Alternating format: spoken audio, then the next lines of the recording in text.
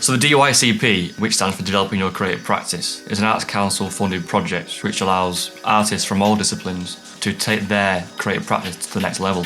So for me that was a 6-month project which involves setting up a music studio, working with mentors and taking my mixing, engineering, studio skills and production skills to the next level.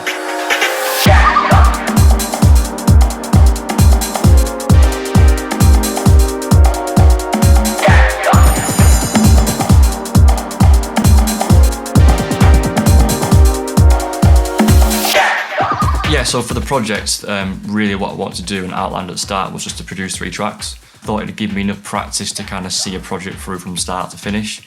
And it's been great working with mentors with those 3 tracks. I've been able to fine-tune everything from arrangement. I've ended up having some creative sessions just on mixdowns. I feel like I've come on leaps and bounds. It was always a point before that where I would make tracks, I'd get demotivated, I'd not finish projects, I'd do sketches, I wouldn't quite know why the levels weren't loud enough, why things didn't sound like they were arranged in the right place.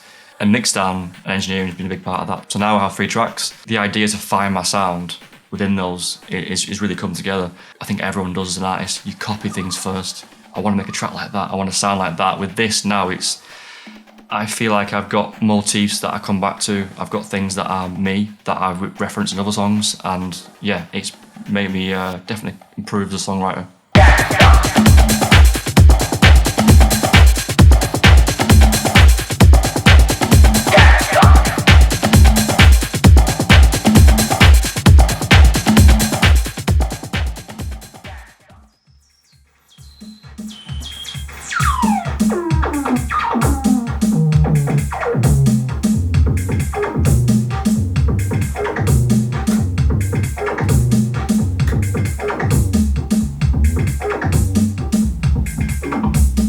So coming into DJing probably a few years later than most people, it's actually kind of coming full circle because I always played in bands as a teenager. So yeah, because of that musical background, putting together this studio space with synthesizers just brought me back around full circle really.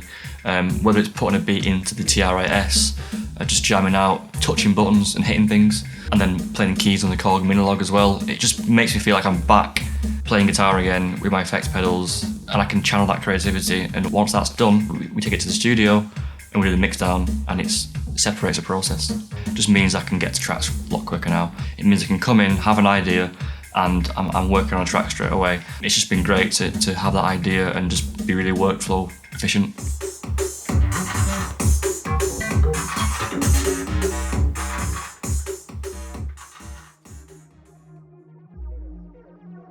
I'd say when Tom got in contact with me about doing the project, it kind of came at the right time because I'd been through the label of my own, had been starting to not just produce and engineer my own tracks, but also people on the label as well. So it kind of weird sort of synchronicity that it seemed to come right at a time where it was personally for me something that I wanted to start to develop, upskill myself. So it was a really good opportunity to do it. The things with something like that, it's always good as well. It's always exciting because there's constantly new stuff that I'll pick up as well as the person who's sat in there, that it might seem a bit student and teacher, but it's not always the case like that. You know, it's like I'll learn as much as what the other person will learn as well, because you just see the different ways that other people work.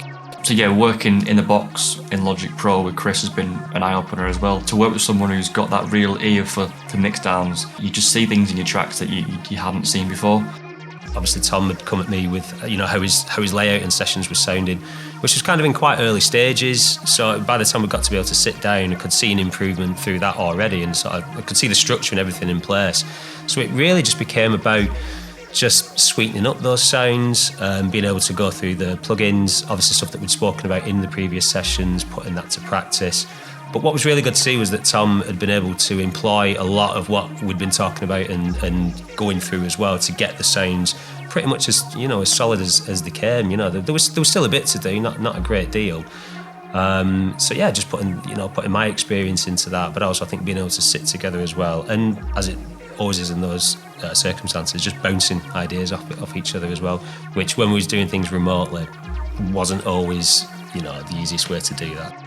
At first we were looking at how to improve mix downs, very much watching and learning Chris, how he works with the studio, looking at how you can develop your ear and just seeing where things sit in a physical space music-wise. And I'm at a point now where my mix downs, they don't kind of freak me out anymore. I used to be didn't want to get into the technical bits of it, but I can sit there now and really enjoy it, and that's down to the stuff with Chris, and I'm taking tracks to Chris now in the studio, fully mixed down. Obviously we're then taking it to that next level because we're able to draw on more experience and take it further, but it's engineering side of things have definitely improved our skill set there.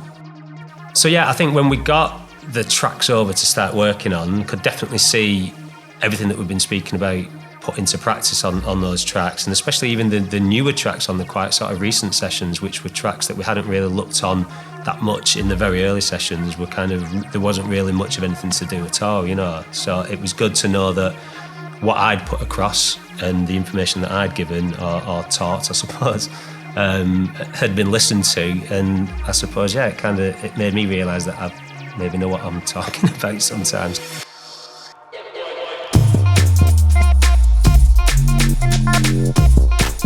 So yeah, I've been coming to Piccadilly Records for years now, and obviously what I like about this place is not just the house and techno that I obviously come for, but the wider sounds like psychedelic music, jazz, Balearic, and that kind of feeds into my songwriting really.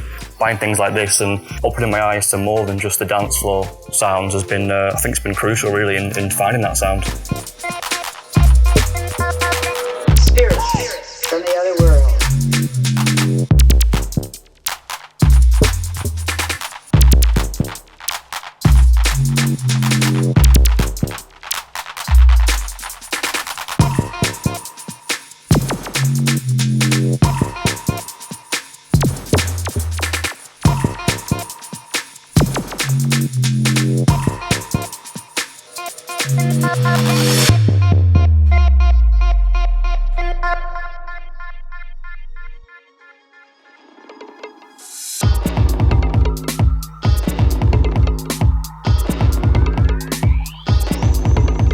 I'm the kind of guy who, since a kid, I can be influenced by just about anything and inspired by anything, from walking through Manchester at night and the mills are there and the cityscape and just the post-industrial landscape. It could sound a bit corny, but really it comes back to that, and having the tools now and growing my skill set to compose these ideas into tracks, it's just what I'm here to do.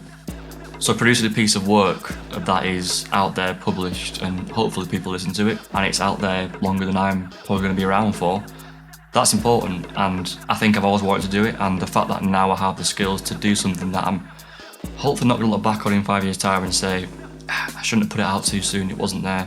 In a way, I'm glad that I held back until I've got all this knowledge and accumulative experience in the studio to do something I'm proud of.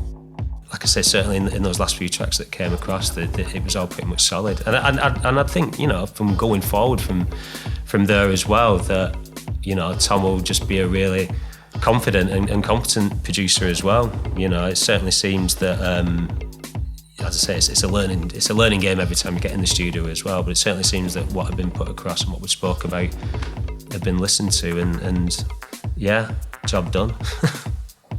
So looking ahead now, I've got 3 tracks that I'm really proud of, to be honest. One of them's actually coming out on Sprechen Records, Chris Massey's label, on a compilation. I've got another track which is going to form part of my first EP, which I'm currently writing, and I've just got the tools to do what I want really moving forward. It's really, really exciting. To have that alongside my DJing is just, I'm on the right path, and I think I know where I'm going.